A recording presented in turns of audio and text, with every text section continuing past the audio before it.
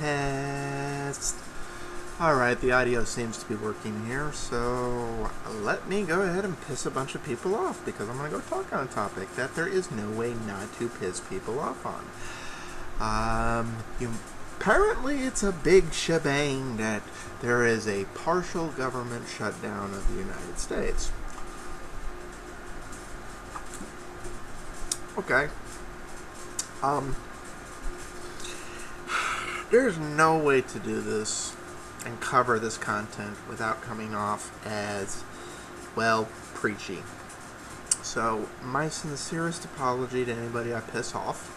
I'm going to try and stick to the facts and be rational, which means I'm going to piss off everybody on both sides. If you are furloughed, you have my sympathy. However, that is one of the points that needs to be talked about. You know, we have a government shutdown, which one of the services affected is government employees' paychecks, particularly federal government employees. They're not getting paid. Some of them are forced to come to work and not be paid. So this really brings up an interesting thing. So while you have my sympathy, one of the things that's sold as a crisis is that this is going on. Okay. There's three scenarios here. Getting into the general point, and I'm babbling. I don't really have prep notes. I just kind of have the information in front of me and some base facts and scenarios.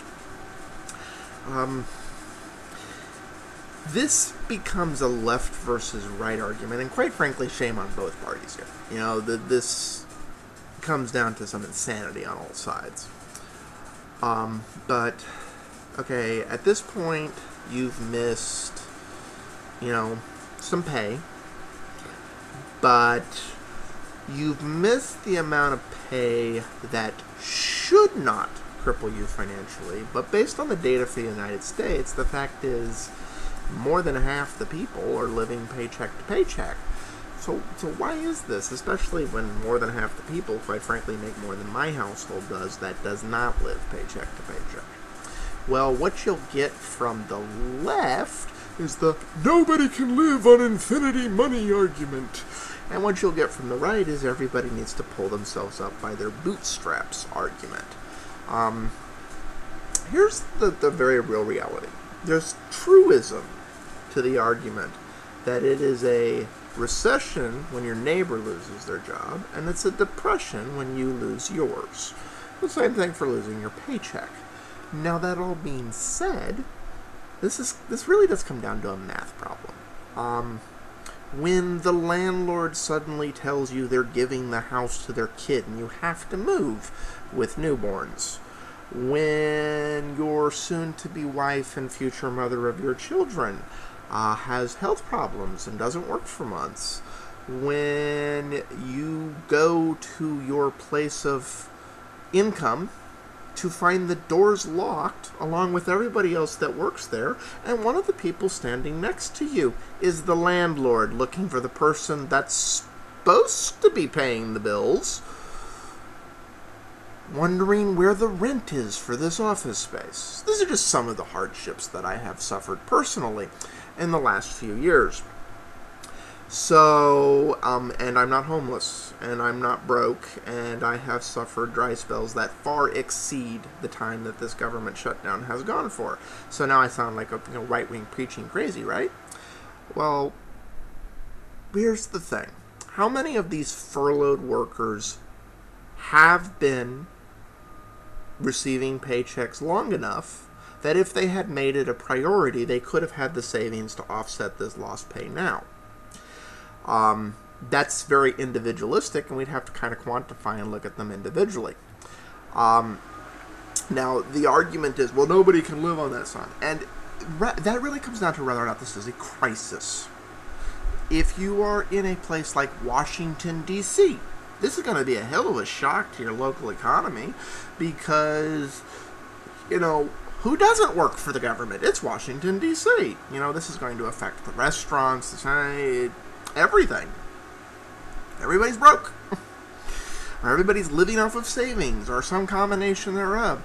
Some people, probably the moment they lost that first check, got on the beginnings of a downward spiral to probably losing everything over the course of this or the next 2 years. It's begun for them.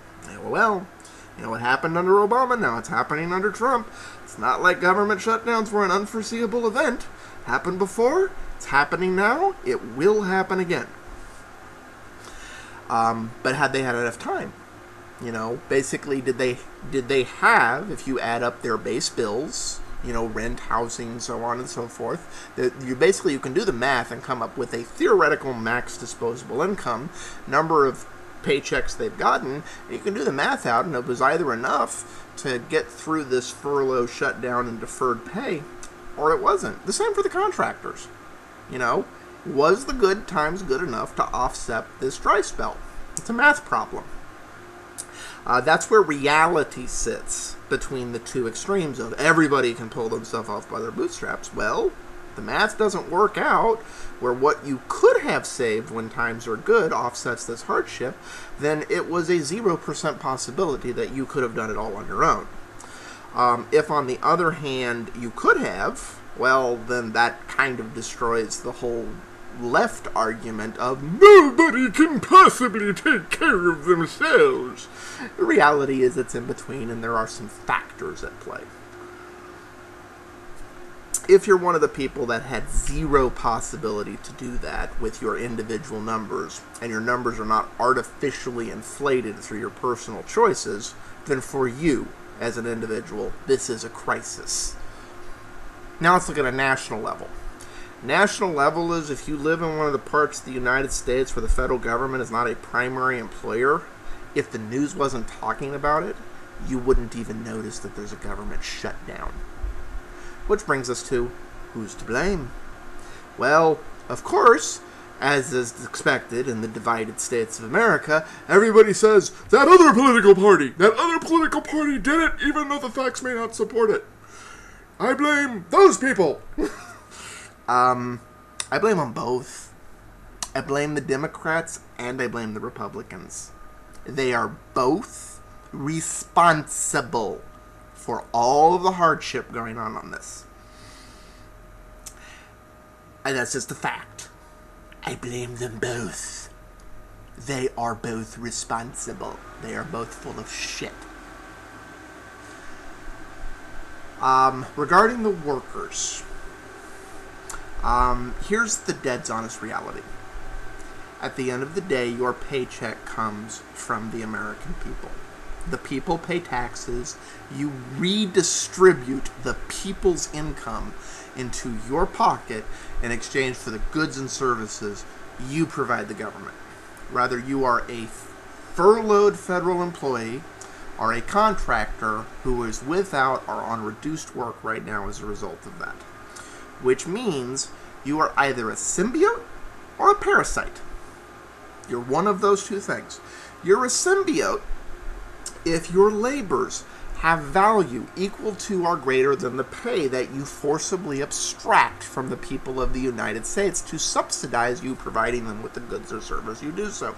And there are a lot of government services that I can make the argument for do fall into a symbiotic type relationship. Coast Guard, forestry services, which, you know, basically help prevent or reduce the number of forest fires we have in certain areas of the United States. You know, I could keep naming services. I am a centralist, and I do lean conservative in a lot of things, and, you know, quite frankly, at times I think libertarians are batshit crazy, and at times I agree with them. I am not an anarchist. I do agree in the public good and the public cons, but to me it's a numbers game. Is this the most efficient way to solve this problem? Would it be solved other means? You know, we're seeing that we might have had some inefficiencies in our choices because it was made national headlines. Oh my God, who's taking care of the national parks? Look at the trash. And in communities and areas of the country where people give a crap about this, they're going, well, somebody's got to pick it up. You know, they're taking the very conservative approach of roll up their own sleeves and get to work taking care of their home. If this goes on long enough, you're going to see that on a national scale. You're going to see things like forestry and Coast Guard for communities that give a crap about not destroying their own communities. They're going to take over these federal services.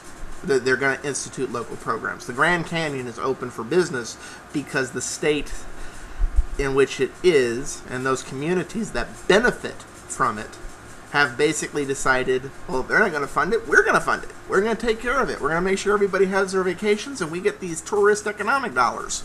So that has already been decided. It doesn't matter if the government shutdown ends. That's going to happen. Which brings me down to a point on the furloughed workers. Okay, because I'm getting over 10 minutes here, I think. So I'm going to have to get to these points fast. If you are a furloughed worker and you are being ordered to come to work and do your work without pay right now, why are you not quitting your job? That's a question you should seriously consider right now. Why are you not quitting your job? The left argument on this point would be, well, they're providing a quintessential government service, and it only has not, and they have to go to governments. We have to pay them in the government, and blah blah blah blah blah. Okay, flat out, if you are providing a quintessential service, that means you are trading your labors for value to your community. And this is something that has always marveled me as someone who has inherently been entrepreneurial and primarily contractual. I do actually have a quote-unquote 9-to-5, believe it or not, job right now, in which case I am literally told my time is worth X dollars an hour, and that's what they give, and then they take tax out of that, and it really cements a philosophy I've had my whole life, which is, yeah, you do that because there's direct economic benefit. You do any job because it's direct economic benefit to you. If your skills are more valuable across the street, or there's less headache across the street, basically my philosophy my entire life has been, I am here because otherwise, if there was somewhere else for me to go, I would go over there and I would either get more pay for the same bullshit, or the same pay for less bullshit, or more pay relative to the bullshit, which may be less net pay, but less headache also, proportionally. 20% the headache for 50% the pay is a net gain because I don't have as much stress. So if I can make that work financially for my personal case, I'm still ahead. I realize that doesn't jive with the living wage argument in the United States, but for me it's always been a gain. So what you are going to see if this goes on long enough is the very real reality of you can request that these furloughed people come back to work.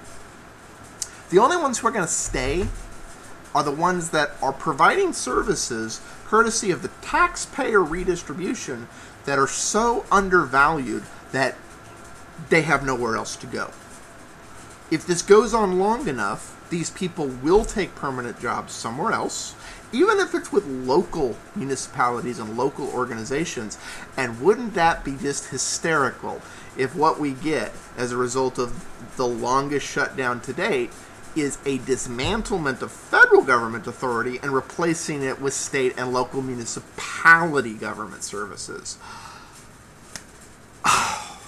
Where your local election directly affects your local bills and so on. Of course, that brings us to one last point. I'm going to try and wrap this up so we stay under 20 minutes. Actually, 2 more. One thing that is being thrown around is this fear and idea, what if no one gets their tax returns this year? Okay, personally, I don't believe that's probable. The Republicans swear up and down that will never happen. The Democrats are tossing around the idea, and the media is hyping it up because it's a very sensational headline of, oh my God, will you get your tax? People are going to start filing taxes on January 20th. If the government's still shut down on January 20th, is anybody going to get their tax refunds? The IRS promises they're going to order furloughed workers in without pay to process those returns, and. Okay. I don't think it's likely, but I will accept that it is a possibility. But it's not unprecedented because, it wasn't all that long ago. I realize it's not in the national memory right now or the international one. But, I swear a few years back, California defaulted on their tax returns and gave everybody IOUs. Nobody got money. They got an IOU. It was sold on the secondary market. It was a whole big thing. Now, that's unprecedented in the United States. It happens in other places, but it hadn't happened here. But economically speaking, a lot of people would reevaluate. Why the heck are they letting the federal government hold on to their money interest-free and keep it out of their paycheck?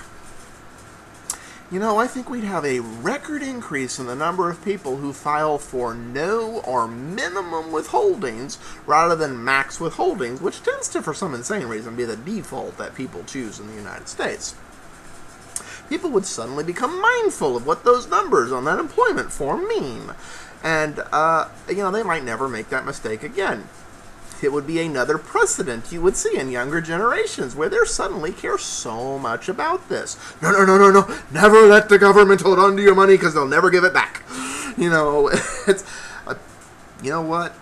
In the long run, that quite frankly addresses the quote-unquote crisis situation of people not having sufficient savings. Because what most people do in the United States is rather than save personally, they just wait for the government to send them a return check and then go deal with all the stuff they've been neglecting all year rather than keep that money and budget accordingly through the year. If the aftermath of this shutdown is that even 1% more of the people will take that personal responsibility onto themselves, congratulations, it's been beneficial to the American people as a whole. As far as the bullshit out of the left and right, and well, we need this, we need that, and yada yada. It honestly, using the federal budget as a political tool. And again, the last shutdown, the second longest shutdown, was under Obama. So, I'm sorry. Screw both of y'all. So, but the fact is, you know what, I need something stronger than this if we're going to talk about the absurdity of a balanced budget. These are my random thoughts on this topic. I feel for those of you who are furloughed. My honest advice to those of you who are furloughed, if you have skills of value, use your free time to look for a better job right now. One where your skills are valued and you will get a paycheck. You do not have a moral obligation to work for free. You do not. To both Democrats and Republicans and people who blindly say, oh, it's the other party's fault. Yeah, I need something stronger than this. To those of you who could have saved to deal with this, especially since it happened in recent history, you have my sympathy. If I can help, if there's a charitable endeavor going on or so on and so forth, absolutely. But please stop waiting for the crap to hit the fan before you decide maybe you should have saved some money. Please. Just please. Honestly, feedback for anybody who still watches my channel. Where do you stand on this shit? Where it's not? Depending on how long this goes on, I may make a series out of this, because honestly, this is grade A people watching, and I realize I'm pissing people off by just being factual on this, but